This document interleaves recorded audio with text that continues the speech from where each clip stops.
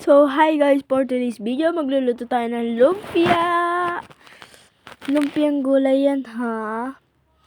Yan. Nagsalang muna ako dyan ng lumpia. At saka, mainit na mantika niyan. At saka, binaligtad ko na nga.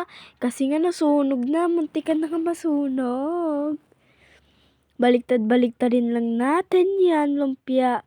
Para maluto naman yung kabila. Kasi hindi naman yan naluluto yung kabila. Baka lang masunog.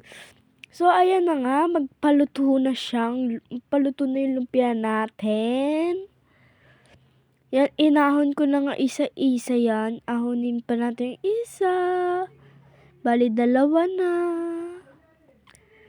Dalawa na yan. Ahon. Ahonin pa natin yung isa. At isa pa.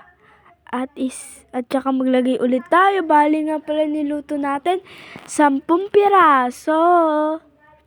Yan, nilagay ko na nga yan yung lumpia.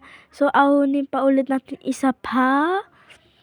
At isa pa. Kasi luto na, sunog na nga eh. At isa pa. So, yung tatlo naman lutuin natin, guys. Yan. Ang tagal naman yung maluto. Pero joke lang. So, baliktarin na nga natin. Baliktad na natin. At ahonin na natin kasi luto na.